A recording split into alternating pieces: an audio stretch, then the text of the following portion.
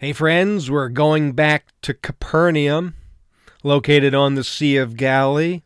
And if you want to retrace the footsteps and the healing touch of Jesus, this teaching is for you. Stay tuned.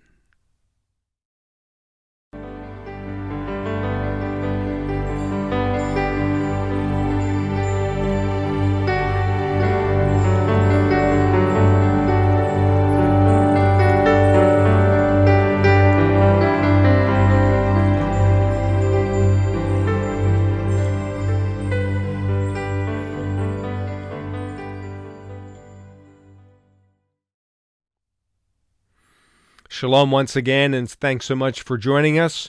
I hope that you're enjoying these teachings, essentially these last number of weeks on the life of Jesus. And in fact, we always use our map of Israel, our playing board, if you will, and we're heading up back to the city of Capernaum today, as we will once again read some stories and engage in the life of Jesus as he healed a couple more people. If you were able to be with us last teaching, we also were in Capernaum, and we looked at 3 healings, specifically from Mark chapter 1 and Mark chapter 2. Well, we're going to look at a couple more today, so we're going to stay in the same context, this sort of home ministry base where Jesus served here in the Galilee for a little over 3 years after he became a teaching rabbi at the age of 30. So I'm hoping that you're ready to buckle in your seatbelt, and let's travel to Capernaum for another, I hope, great teaching on the life of Jesus. And by the way, if you want to follow us in future teachings, make sure that you subscribe to our channel and also hit the bell. That way you can be informed of anything that we produce in the future. So let's go once again to Capernaum. The land of Israel is where the majority of the stories of the Bible took place. And once again, this is where we're heading, and specifically to the north part of the land of Israel, to the city of Capernaum. As we explore this city and see it once again, as we already have seen 3 of the healing stories from the Gospels in our last session, if you didn't get a chance to view that, I would suggest that you do that. But today we look at 3 more healing stories. The healing of the servant, the healing of the bleeding woman, most likely took place here, although it's not completely referenced that it did, but we're going to assume it happened here. And then Jairus' daughter. So we are going to head back to the north part of Israel, to the area of the Sea of Galilee, and specifically the city of Capernaum, the city of Nahum.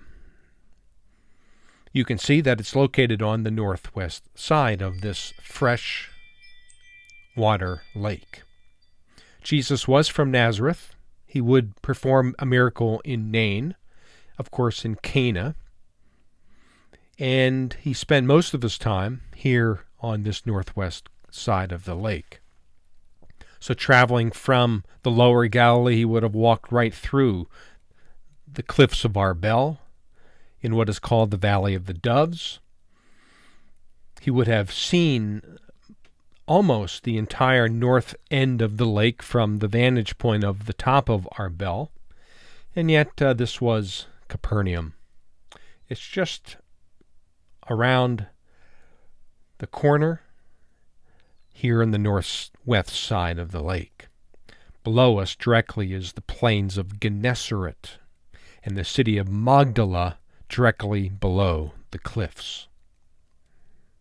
Through this illustration, we can maybe try to imagine what Capernaum looked like in the days of Jesus. It was a primary port, and as I mentioned before, the 4 fishing partners, Peter, Andrew, James, and John, were from here. Actually, they were living here, although Peter, Andrew, and Philip were from Bethsaida initially. But let's remember that Matthew was also a port tax collector here. So, did Capernaum look like this? The houses were modest, made of basaltic stone. You can see the roofs were usually rolled, packed with mud. But this is the synagogue. And I'm showing you the synagogue right away before the story because in the Luke passage here in chapter 7, we're actually going to read about a person connected with the synagogue. This is the 5th century synagogue, built most likely on at least a portion of the 1st century synagogue below. All of these ruins around the synagogue are primarily 1st century. So here we have a man in need. This is how the story unfolds in Luke 7. When Jesus had finished saying all this in the hearing of the people, he entered Capernaum. There a centurion's servant, whom his master valued highly, was sick and about to die. The centurion heard of Jesus and sent some elders of the Jews to him, asking him to come and heal his servant. When they came to Jesus, they pleaded earnestly with him, "This man deserves to have you do this, because he loves our nation and has built our synagogue." Here's the reference to a synagogue. So Jesus went with them. He was not far from the house when the centurion sent friends to say to him, "Lord, don't trouble yourself, for I do not deserve to have you come under my roof. That is why I did not even consider myself worthy to come to you. But say the word, and my servant will be healed. For I myself am a man under authority, with soldiers under me. I tell you this, go, and he goes, and that one, come, and he comes. I say to my servant, do this, and he does it." When Jesus heard this, he was amazed at him, and turning to the crowd following him, he said, "I tell you, I have not found such great faith, even in Israel." Then the men who had been sent returned to the house and found the servant well. The first healing story. The man is restored physically. And the reference and the connection to the synagogue. Let's remind ourselves that synagogues were not worship centers yet. In fact, this 5th century synagogue looked like this when it was discovered. Of course, our Catholic archaeologists, the church fathers here at Capernaum, did a wonderful job in restoring the synagogue. But look at all the pieces. My guess is this picture goes back to the 1950s. The synagogue was a gathering center where the rabbi with authority would read from the scroll of the prophet. It was also a gathering place, of course, for prayer and other readings from Scripture. Let's now turn to our second healing, and we're going to assume it happened here. And it involves a woman with an issue of bleeding.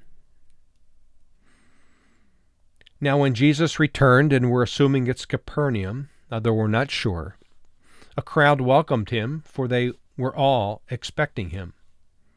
Then a man named Jairus, a ruler of the synagogue, came and fell at Jesus' feet, pleading with him to come to his house, because his only daughter, a girl of about 12, was dying.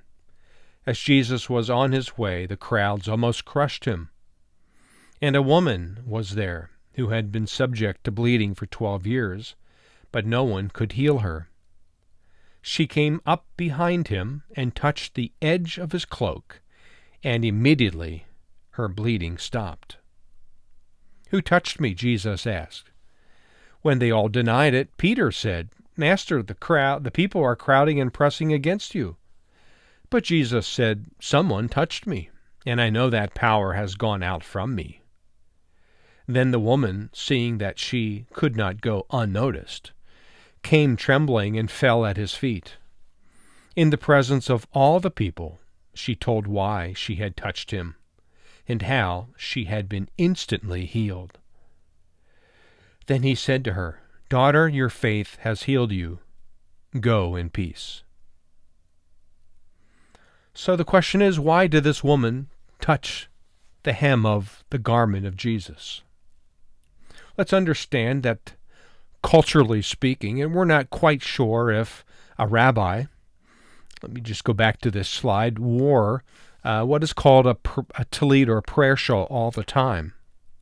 Certainly when they prayed, it was instructed to do so. But this woman who was restored from her healing, from her bleeding, perhaps she remembered what Malachi chapter 4 said. "Surely the day is coming. It will burn like a furnace. All the arrogant and every evildoer will be stubble. And on that day that is coming will set them on fire, says the Lord Almighty. Not a root or a branch will be left to them. But for you who revere my name, the Son of Righteousness will rise with healing in its wings." Now notice that the tassels, tzazit, were attached to the corners of the garment. The word for corner is kanafim. That's the plural of the Hebrew word kanaf. But because kanafim also means wings, could it be perhaps that she believed that as the Messiah, Jesus would fulfill this reference in Malachi? "But you who revere my name, the Son of Righteousness will rise with healing in its wings." Kanafim. Perhaps she matched the two together and went to touch the hem or the tassels of the garment. In either case, she was healed by Jesus. This beautiful wall mural is displayed in the chapel at Magdala. Of course, Jesus was on his way to the daughter of this gentleman, and Jesus is in no rush because he knows exactly what awaits him. While Jesus was still speaking, someone came from the house of Jairus, the synagogue ruler. "Your daughter is dead," he said. "Don't bother the teacher any more." Hearing this, Jesus said to Jairus, "Don't be afraid, just believe, and she will be healed." When he arrived at the house of Jairus, he did not let anyone go in with him except Peter, James and John and James, and the child's father and mother. Meanwhile, all the people were wailing and mourning for her. "Stop wailing." Jesus said, "She is not dead, but asleep." They laughed at him, knowing that she was dead. But he took her by the hand and said, "My child, get up."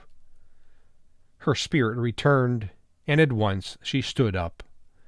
Then Jesus told them to give her something to eat. Her parents were astonished, but he ordered them not to tell anyone what had happened. Jesus restores the girl to life. Jesus performs another miracle. So here in Capernaum, 3 more healings took place. Once again, 3 wonderful stories of Jesus and his compassion for those in need. Israel is where it took place. Thanks be to God for who Jesus is and his healing touch being available to all of us today. So once again, we appreciate what Jesus did for these individuals. He healed them. He met them where they were at.